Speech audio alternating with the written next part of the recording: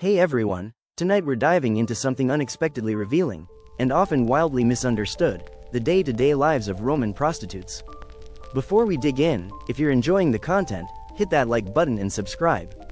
No pressure, only if you genuinely enjoy what we explore here. Drop a comment and let me know where you're tuning in from and what time it is in your corner of the world. I always love seeing people show up from every time zone imaginable. Whether it's midnight, sunrise, or somewhere in between, glad you're here. Alright, lights down, maybe put a fan on for that soft background hum. Grab your blanket or whatever helps you relax, because this one's gonna be a ride. Let's walk into a world that was gritty, loud, and more structured than most people think. Now imagine waking up in a room no bigger than a closet. Barely enough space to stretch. No windows, no privacy, just you, a straw mattress, and the weight of another day ahead. This is where it starts. The life of a working woman in ancient Rome didn't come with silk sheets or servant girls. It came with tight quarters, fast mornings, and enough dignity to get through the day. Before anything else, it's time to get clean. Or, well, clean enough by Roman standards. There's no personal bath, no scented oils waiting beside the bed. You get what water you can. Maybe a cloth, maybe a splash from a shared bucket. You do what you have to. Appearance is everything, and that's where clothes become powerful. Everyone knows about the toga, the white, draped robe you've seen in every movie. But here's the plot twist. In ancient Rome, a woman in a toga wasn't making a political statement. She was making a professional one. If you wore a toga, you were advertising. You were saying, I'm not a matron. I'm available. Respectable married women wore a stola, a long, layered dress that practically screamed, I have a husband, a dowry, and no time for nonsense. Prostitutes weren't allowed to wear that. Instead, they leaned into visibility. You wanted to be noticed. You needed to stand out. Brothels were strategically placed, near bathhouses, taverns, markets, places filled with men who were sweaty, distracted, and maybe just drunk enough to spend a few coins. Location wasn't an accident, it was ancient real estate marketing. You'd stand in the doorway, done up in your best, look at me, outfit, and call out to passers-by. You'd flirt, you'd negotiate, sometimes you'd even beg. 2 denarii if you're quick, you might say. Not glamorous, but the rent was always due. And the woman next door? She was calling out too. And she was louder. Some clients offered money, others showed up with bread, shoes, or promises they wouldn't keep. You took what you could. But not every woman stood in doorways. There was another level to this. The meretrices, Rome's version of luxury companions. These women weren't just about sex. They were about status. They charged in silver coins. They had regulars. They had skills. Music, reading, poetry, maybe even politics. With them, clients weren't buying a night. They were buying an experience. These weren't your average foot soldiers of the night. These women had style. They had presence. They were as close to respected as the job allowed. Their clients were legionaries, poets, senators, men who wanted to believe they were engaging in more than just pleasure. They wanted fantasy. They wanted wit. They wanted to pretend it was something deeper. Some clients came and went in a flash. Others stuck around to recite poetry, usually bad poetry.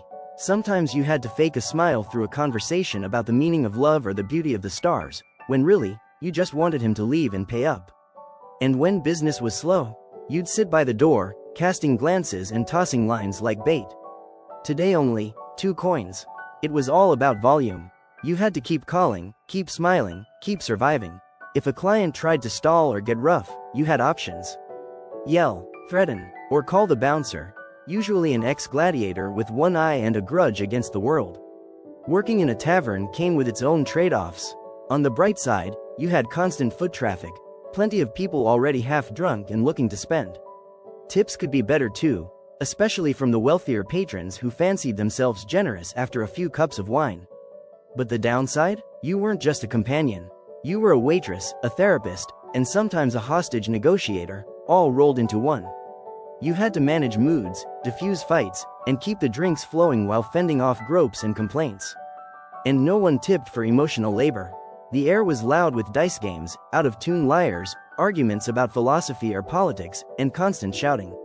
Someone was always yelling, always betting, always losing. If you were lucky, you'd find a corner of the tavern where you could sit without being noticed for 5 minutes.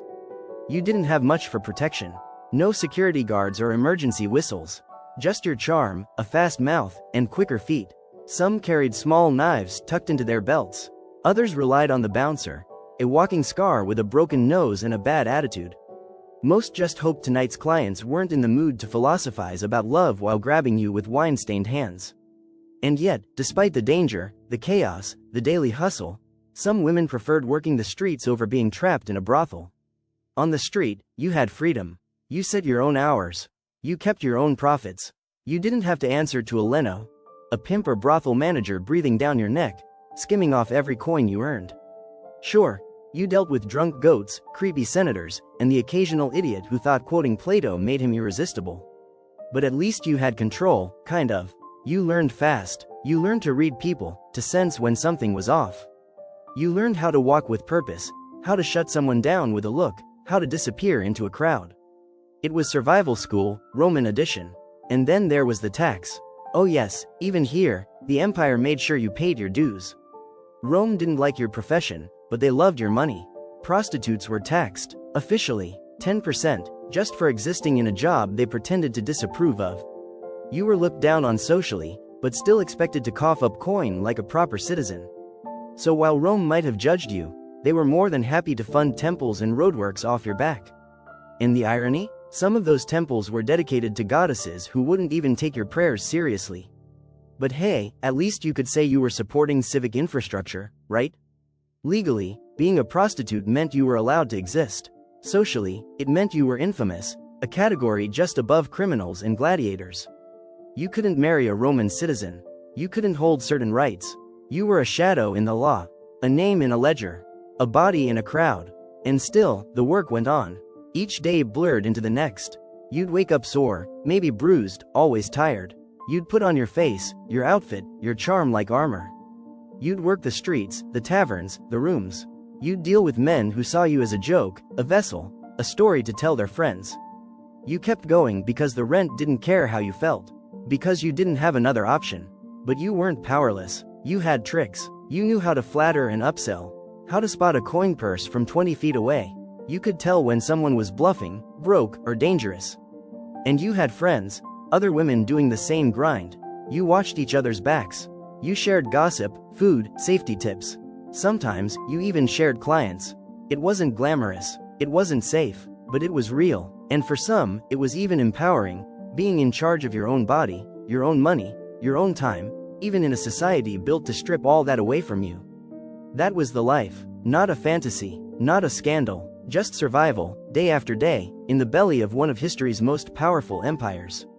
Let's talk about health, or, more accurately, how you hoped you'd stay healthy. Because when it came to wellness in the Roman sex trade, there wasn't much more than luck, vinegar, and silent prayers to go on. The big fear? Disease. And not just any, venereal diseases. Rome didn't have germ theory. People didn't understand bacteria or viruses. But they did notice that some clients left behind more than just bad poetry and a few coins. They knew certain symptoms meant something was wrong. Itching, burning, rashes, even, horrifyingly, body parts that stopped working or started falling off. And the remedies? Primitive at best. Vinegar washes, herbal poultices, sometimes even scraping or cauterizing. Think of it as ancient trial and error medicine, minus the science. There were no clinics, no anonymous testing, no health coverage. You had your body, a few passed down tips, and whatever you could scavenge or barter for at the market. Still, many prostitutes created their own systems of care. They burned incense, used perfumes not just for allure but to mask infections or cover up the smell of cheap alcohol and old sweat. Some developed routines, cleansing rituals, homemade tinctures, charms, and even prayers. Because even if medicine was unreliable, hope was still a prescription. And that brings us to the gods. Yes, the divine had a place even in this profession. Many prostitutes maintained tiny altars in their rooms, dedicated to goddesses like Venus, the patron of love, beauty, and, if we're being honest, romantic disasters. They'd leave offerings, flowers, a sprig of rosemary, perfume, coins. Anything that might help them attract better clients or just survive another week. Then there was Fortuna, the goddess of luck. In a profession where your income could swing wildly, gold bracelet one day, moldy grapes the next, Fortuna became more than just a symbol. She was a lifeline, a silent prayer whispered before stepping outside, a gesture toward a tiny idol as you headed into the street. Because you never knew what the day would bring. And sometimes, despite the odds, something surprising did happen. Connection. Not love exactly, but something close. A familiar face. A repeat client who remembered your name. Maybe he brought food. Maybe he talked to you like a person instead of a product. These moments weren't common, but they stuck. Some women even fell in love. And some clients claimed they did too. There are stories, sweet, tragic, and often both, of prostitutes promised freedom, marriage, a home. They were told they'd be taken away from it all, that they'd be more than what Rome had written them to be. But more often than not, those promises vanished with the morning light. The client disappeared, the house never materialized, the garden with olive trees was just a fantasy. And the woman who believed it? She went back to work, wiser, sadder, maybe a little colder. Still wearing her toga, still watching the street, still hoping. And what happened when the years wore on? When beauty faded, joints ached, and the rush of youth turned into the slow drag of age. Some retired, if they were lucky. Maybe a wealthy client came through. Maybe they saved enough. Maybe they transitioned into something else. A few became fortune tellers, offering readings and warnings, leaning on decades of experience in reading men. When you've heard every confession and watched every foolish decision play out firsthand, predicting the future isn't too hard. Others became unofficial therapists, herbalists, midwives, or the go-to women for advice laced with wit, sarcasm, and maybe some sketchy medical suggestions. They'd sit near the tavern or bathhouse, offering a cigarette's worth of wisdom to younger girls trying to survive what they'd already outlasted. But most kept working, because Rome didn't offer pensions. It didn't reward endurance. There was no golden handshake or farewell banquet. If you could still smile, still flirt, still walk the streets, you kept going. Some clients even preferred older women, more experienced, more discreet, more grounded. And so they stayed. Some resented every moment. Others carved out little routines that made the work bearable. A familiar bench, a favorite corner, a preferred wine. They weren't glamorous, but they weren't forgotten. Even if no one wrote their stories, they were still seen, in graffiti, in letters, in the dusty corners of brothels frozen in time. Their voices may have been erased, but their lives still echo through the stone walls of Pompeii and the cracked statues of Venus. Let's take a moment to talk about those brothels. Not the romanticized version with silk curtains and rose petals, but the real thing, cramped, loud, and often filthy. Rome had plenty of them, scattered in seedy alleyways and tucked behind marketplaces, their entrances sometimes marked with phallic carvings pointing the way, literally. Inside, there were narrow hallways and tiny rooms called cubicula, barely large enough for a bed. The walls were often smeared with years of smoke, sweat, and graffiti. You'd find crude drawings, some comedic, some obscene, and names scratched in for eternity, like people leaving their stories in a place that never cared to remember them. Privacy? Forget it. The walls were thin, sometimes nothing more than hanging cloth. Clients came and went, often without even acknowledging your face. You were a transaction, a moment of indulgence, something to boast about over drinks with friends. And then there were the prices. In some brothels, services were dirt cheap, just a few coins, the equivalent of a loaf of bread. A good day meant a few decent clients and maybe some tips. A bad day? You'd be stuck with drunks and degenerates, earning barely enough to eat, much less rest or recover. Brothel workers had little say in who they saw. The leno, the manager or owner, controlled everything. Your schedule, your rate, your body. Many of them had no interest in your well-being. You were an asset, a revenue stream. As long as you were earning, you were useful. If you got sick or injured, there was always someone younger waiting in line behind you. And yet, even within these walls, bonds formed. The women talked, shared food, covered for each other, laughed, cried, argued, protected. There was something unbreakable in that silent sisterhood. You couldn't trust the men. You couldn't trust the bosses.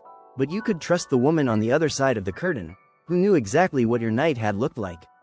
Some brothels specialized, catering to fetishes, fantasies, or particular social classes. Wealthier clients demanded cleaner surroundings, more elegant girls, scented oil and music. Others preferred the rough, the raw, the underground. But whether your clients wore togas or tunics, the job was the same. Make them forget their troubles, if only for a few minutes. Of course, that wasn't always easy. Some clients were kind, most were indifferent, and some were cruel. They treated you like a doll, an object, a punching bag for whatever rage or sorrow they'd been bottling up. And in those moments, you learned to disappear without moving, to let the mind slip elsewhere, into memories, into dreams, into silence. Occasionally, an inspector would come by, officials who made sure everything was regulated. But their visits weren't about safety. They were about taxes, about records, about keeping control. Brothels were legal but not respected. They were necessary evils, hidden just enough to ignore, but open just enough to profit from. Still, even the brothel had its strange rhythms. The regulars, the slow days, the feast days when everyone was drunk and coins flowed like water. The mornings after, when you sat together on the floor with aching legs and shared whatever scraps of food you could find. You'd joke, you'd tease, you'd rest your head on each other's shoulders and breathe for just a moment. And then it would begin again. And let's not pretend it was all Roman-born women, either. Many were enslaved, captured in war, bought in markets, trafficked from across the empire. Gaul, Thrace, Egypt, the Levant. If you had a face and a body, Rome could find a price for you. These women didn't speak Latin. They didn't have citizenship. They didn't even own their own names. They were forced into the trade, branded, bought and sold like livestock. And in that brutal system, even the illusion of choice was a luxury they'd never tasted. Some were children, some were barely teenagers, and once they entered the brothel, there was no door leading back to the life they knew. Yet even in this bleakness, there was resilience. A girl who learned the language, a woman who hid coins under floorboards, a friend who taught you how to fake a smile so well it looked real. These were survival stories, and they weren't rare, they were constant. The hidden history of Rome, carried on the backs of women the empire never bothered to remember. You won't find statues of them in the Forum. No poems were written in their honor. No gilded inscriptions or marble tombs. But they lived, they endured, they shaped the nightlife, the economy, the whispers behind every senator's closed door. They knew the city better than any general, and they bore its weight in silence. Now let's leave the shadows of the brothel and step into the open air of the Roman street. Because not all prostitution happened behind closed doors. In fact, a great deal of it unfolded out in the open, under arches, near fountains, by tavern doors, anywhere foot traffic was thick and privacy was optional. These women were known as ambulati, streetwalkers. They didn't have rooms or walls. Their office was the street itself, the forum, the bathhouse exits, the circus gates after a chariot race. Their competition? Dozens, maybe hundreds, of others just like them.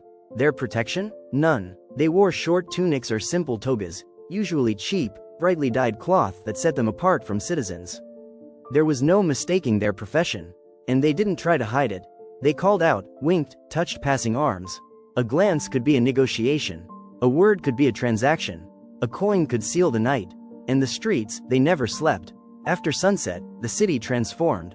Wealthy men left their dinners, stumbled from drinking houses, looking for someone to share their lust or their loneliness. Gladiators fresh from victory craved celebration. Sailors looked for warmth after weeks at sea. The city's heartbeat at night was erratic and unpredictable, and these women stood in the thick of it. But it wasn't just about standing around. It was strategy. You learned where the best spots were, the ones with shadows for discretion, close enough to taverns to catch the drunk and generous, far enough from the guard patrols to avoid harassment. You learned when to walk, when to wait, when to speak up, when to stay silent. And you never worked alone unless you had to. There was safety in pairs. Someone to watch your back, signal danger, chase off a bad client or fetch help if things turned violent. These weren't friendships built on trust, they were survival alliances. Temporary, transactional, and often life-saving. Then there were the tabernae, wine shops, inns, and roadside bars. Many doubled as informal brothels. You'd walk in, get a drink, and, if you knew the right word or nodded to the right person, get more than just a cup of Falernian wine. Sometimes the owner ran girls from the back room.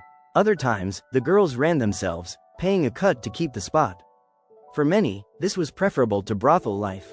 More freedom, more choice, but also more risk. You had no legal standing, no manager, good or bad, no protection from thieves or violent customers. You gambled every night that the coins you earned would outweigh the dangers you faced. And if you were smart, really smart, you figured out how to climb. Not out of the profession, necessarily, but up within it. You learned how to charm. Not just seduce, but charm. You smiled at the right man, remembered his favorite food, learned his secrets. You didn't just warm his bed, you made him feel seen.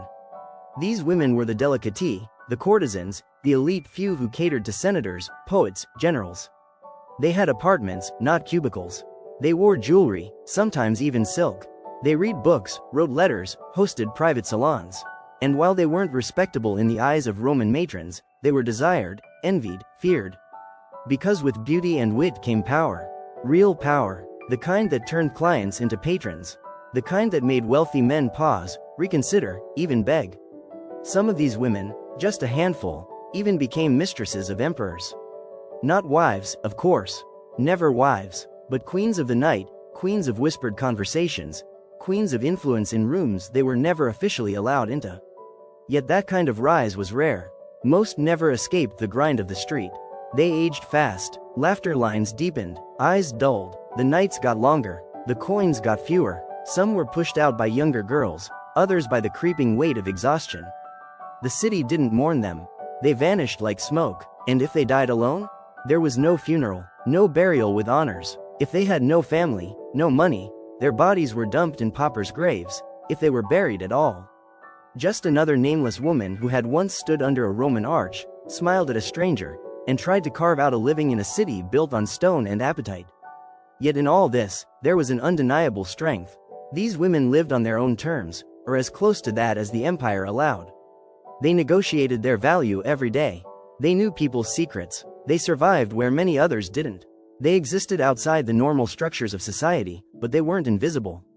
Rome saw them, Rome needed them, and, in its own twisted way, Rome feared them.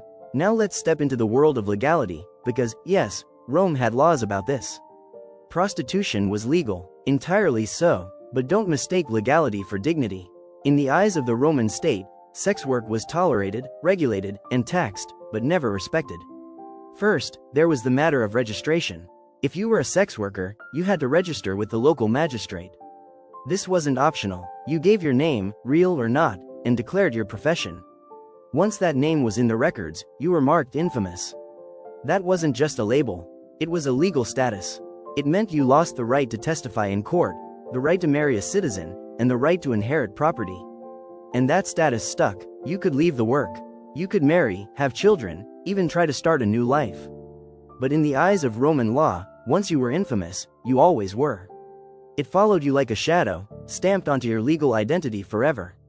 Some tried to avoid this branding by working unofficially, but that came with its own risks. If you were caught working without registration, you could be fined, imprisoned, or worse, enslaved. Because in Rome, if you were poor and without protection, the law was not your shield. It was another whip. Men who ran brothels, called linguns, were legally responsible for their workers. But not in any protective sense. They had to pay taxes and keep records, yes, but they were also legally allowed to discipline their workers, even sell or trade them if they were enslaved. The state didn't care how a brothel operated, only that it kept running smoothly and paid what was owed. The taxes themselves weren't minor. Rome taxed sex work like any other service industry. Brothels were expected to pay monthly fees. Independent workers paid per transaction. In some cities, there were even property taxes on rooms used for sex work. The state profited handsomely from the bodies of the poor. And yet, despite all this control, there were no legal protections. No rules about safety, no oversight to prevent abuse. If you were hurt by a client, the magistrate likely wouldn't care. If you were robbed, you probably had no one to turn to. If you died, the system moved on without pause. It was legal, yes, but not humane. Now think of this. Rome had strict moral laws, especially under emperors like Augustus. They pushed for marriage, family, chastity. They punished adultery. They even passed laws encouraging women to have more children to grow the population. But these same leaders did nothing to reduce the use of prostitutes. In fact, they quietly relied on them. Because prostitution, in Roman thinking, was a necessary outlet. A way to keep the respectable women pure. A pressure valve for male desire. The system was designed to exploit one group to protect the image of another. And no one saw the hypocrisy. Or if they did, they didn't speak it aloud. There were also restrictions about where prostitutes could go, what they could wear, and how they could behave in public. They couldn't wear veils or stolas, garments of the matron class. They couldn't enter certain temples or attend elite events. Everything about Roman society was about visual class distinctions, and the prostitute was to be marked, visible, separate. But some found ways around this. Wealthier courtesans blurred the lines. They wore fine fabrics, attended private salons, dined with poets and philosophers, Some even hosted salons of their own, influencing politics behind the scenes. They couldn't vote, they couldn't marry well, but they could whisper in the ears of powerful men. And sometimes, that was enough to tilt history ever so slightly. It's worth noting, too, that not all prostitutes were women. Men and boys were part of this world as well, especially those enslaved or born into poverty. Rome didn't have modern ideas of sexual orientation, but it did have strict ideas about masculinity. A Roman citizen could sleep with men or women, as long as he was always the dominant partner. To be penetrated was shameful for a man, but to do the penetrating? That was fine. So male sex workers had a different kind of stigma. They were mocked, ridiculed, but still used, especially by the upper classes. Their work was often more hidden, less openly discussed, but no less widespread. And just like their female counterparts, they were registered, taxed, and discarded when they became inconvenient. Across all genders, across all ages, the common thread was this: you were useful only so long as you could serve. Once your beauty faded, once your body broke down, once you refused to smile, you were no longer part of the machine. And the machine moved on without you. Still, the law recorded your presence. In faded ink, in worn ledgers, in the distant memory of bureaucrats and tax collectors. You existed, if only as a name on a list. And sometimes, that was more than nothing. But there's one more layer to this story, one that's harder to see in the ruins and scrolls. It's not in the tax records or the laws. It's in the poetry, the graffiti, the half-forgotten names, the whisper of someone who once lived, once loved, once worked in the shadows of empire. Because some of these women left traces. Not many, but enough. Take Corinna, for example, not her real name, of course. That's what the poet Ovid called her in his Amores. She was a fictional composite, perhaps, but also very real in feeling. Ovid writes of her lips, her laughter, the games they played in bed, the fights, the reconciliations. She's not just a body, she's a presence. Proud, sharp-tongued, complicated. She breaks hearts. She makes demands. She lives. Or look at the graffiti in Pompeii, raw, vulgar, hilarious. Lines like, Maritimus had me here. Twice. I'm yours for 2 asses. Ask for Felix. Whoever reads this, may your erection never falter. It's easy to laugh at these scribbles. But they are voices. Voices of people who weren't supposed to matter. People who weren't poets or senators or philosophers. People who were drunk, angry, in love, or just bored, scratching their stories into stone. One particularly famous graffiti in a Pompeian brothel shows a drawing of a man and a woman mid-act, and beneath it, a name, Marina, delight of the sailors. Another simply says, here worked Eutychus, beloved of many men. These weren't passive victims. These were people with names, memories, preferences, desires. They joked, flirted, cursed. They existed fully, just not in the way Roman historians wanted to remember.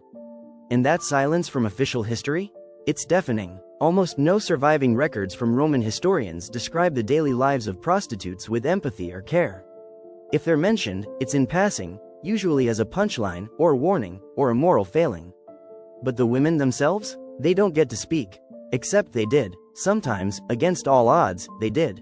Some left behind epitaphs, stone markers carved by lovers or, in rare cases, by themselves. One reads, to Glycera, who loved laughter and song. Freedwoman, companion, light of my life. Another says, here lies Artemidas. He served in the baths. Beloved of Julia, who mourns him. These aren't grand tombs, but they're enough. Enough to say, I lived. I mattered. I was more than what they called me. It makes you wonder, how many more names were lost? How many more whispered confessions, stolen kisses, quiet acts of rebellion? How many women and men stood behind those stone walls, dreaming of something more, carving their story into the hearts of clients who would forget them the next morning? Some found small ways to fight back. A client who refused to pay might find himself publicly mocked in graffiti. A particularly cruel Leno might be cursed in song or poetry. One brothel wall bears a crude sketch of a man with donkey ears labeled, Lucius the Liar. Don't trust him. Even in a system built to strip them of power, these people found ways to speak. And beyond Rome's walls, the image of the prostitute evolved into metaphor. In literature, she became the symbol of temptation, the dark twin of the respectable matron. She haunted the moral tales of the church that followed, appearing in medieval sermons, Renaissance paintings, Victorian novels. Her body, once traded for coins, became currency in culture. But the real women, the actual, breathing, struggling women of Rome? They faded, their stories overwritten, their lives boiled down to scandal or sin or comedy. And yet, they built part of the empire. Quietly, relentlessly, not with swords or laws, but with endurance. With the choice, however limited, to keep going, to survive, to show up night after night, under oil lamps and moonlight, beneath arches and behind curtains, offering something, companionship, fantasy, escape, to men who had the luxury of forgetting them. And now, 2,000 years later, we remember. Not all of them, not by name, but enough. Enough to say they were here. Enough to say they mattered. Enough to imagine a world where their voices are not just heard, but honored. So what do we take from this? What do we do with the weight of all these names, most of them lost? With these bodies that toiled under empire, these lives lived in the margins of law and legend? We could reduce them to statistics. Say, thousands, maybe tens of thousands. Estimate how many brothels Rome had, how much revenue they generated. Try to fit them into a chart. But that would be the same mistake Rome made, reducing people to numbers, tools, categories. Or we could pause, not to pity, but to see. Imagine a narrow street in the Suburra, Rome's seediest district. It's past midnight, a lantern swings in the breeze. Somewhere, a woman sings softly in Greek. A man stumbles out of a brothel, wiping his mouth. In a small room above, someone counts coins by candlelight. Someone else prays, not to a god, but to be left alone tonight. This was the empire too. Not just marble forums and grand speeches, but cracked tiles, cheap wine, whispered names in the dark. And we must also face the uncomfortable truth. Our world isn't so far removed. We still have hierarchies of worth. We still draw lines around whose work is respectable, whose body is disposable, whose labor is quietly consumed without acknowledgement. We still carry some of Rome's cold logic inside us, but we also carry its resistance. Because even in Rome, amidst brutality, exploitation, and silence, there was resilience. The laughter scratched into stone, the quiet dignity of a woman choosing her own name, the sly grin of someone who knew how to play the game better than the men who thought they owned it. Some Roman poets, even as they moralized and mocked, couldn't help but fall in love with the way these women talked, with their wit, their defiance, their refusal to be invisible. They tried to tame them with words, immortalize them in verse. But the women, it seems, were always one step ahead, writing their own story between the lines. In the end, history is not written only by the victors. Sometimes it's written in charcoal on a tavern wall, in a curse muttered under breath, in a love letter never sent, in the echo of a voice saying, "I am still here." So tonight, as you lie in your bed, safe, silent, and warm, remember the beds of Rome. The ones that held joy, pain, transaction, survival. The ones where stories unfolded not for glory, but for a few coins and a bit of human closeness. Close your eyes and imagine her, whoever she was. Her name forgotten, her voice buried in dust, but her presence, somehow, still flickering through time. A ghost not of shame, but of persistence. And when you sleep, may your dreams remember the ones who had none.